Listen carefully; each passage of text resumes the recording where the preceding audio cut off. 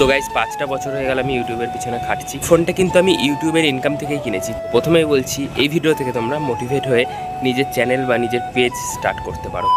অনেক দিন পরে আবার ব্লগ করছি আমি, আর আজকে তোমাদের সাথে অনেক কিছু শেয়ার করার রয়েছে। তো গাইস 5টা বছর হয়ে গেল আমি ইউটিউবের পিছনে খাটছি, আর অবশেষে কিন্তু ইউটিউব আমাকে দিয়েছে, মানে আমার প্রাপ্য দিয়েছে। আচ্ছা। তো আগে এই ফোনটা দিয়ে আমি ভিডিও বানাতাম। এটা হচ্ছে MI Note 7 Pro। এটা ক্যামেরাটা অতটা বেটার ছিল না, সেই জন্য এই ডিভাইসটা কিনেছি। আর এই ডিভাইসটা কিন্তু আমি ইউটিউবের ইনকাম থেকেই কিনেছি। তো তোমরা অনেকে ভাবতে পারো যে ইউটিউবে কিভাবে ইনকাম করছি, যেহেতু আমার এই চ্যানেলটা তো মনিটাইজই হয়নি।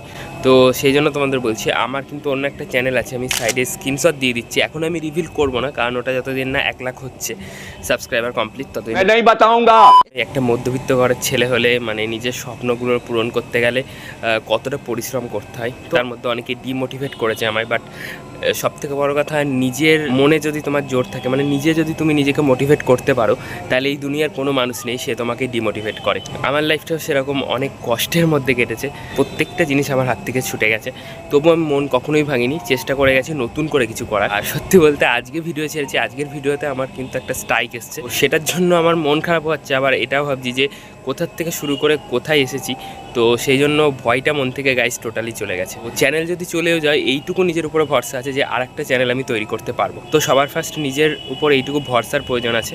আর এডিটিংটা তোমাকে ভালোভাবে জানতেই হবে, কারণ যদি তুমি এডিটিংটা ঠিকঠাকভাবে না জানো, তাহলে কিন্তু ভিডিওতে ভিউ আসবে না।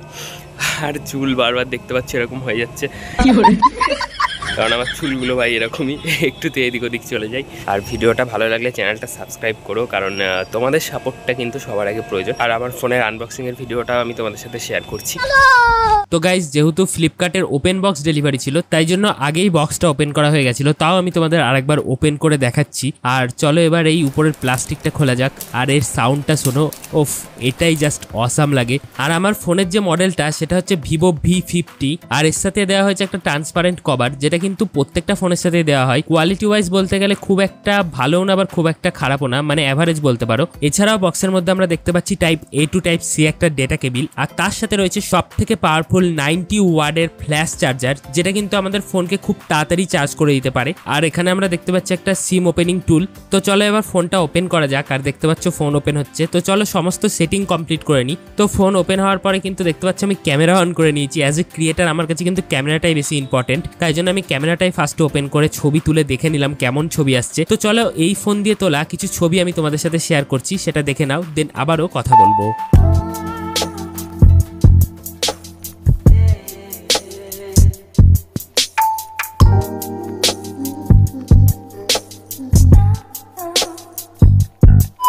অসাম লাগছে কিন্তু আজকের আকাশটা, জাস্ট দেখো একবার, ওয়াও। তো গাইজ এখন বাজে বিকেল 5:30, আর আমি আর দেবস্মি ছাদে রয়েছি। প্রায় কোটি কোটি বছর পর দেবস্মি আমার ব্লগে এসছে। কিছু বলবি?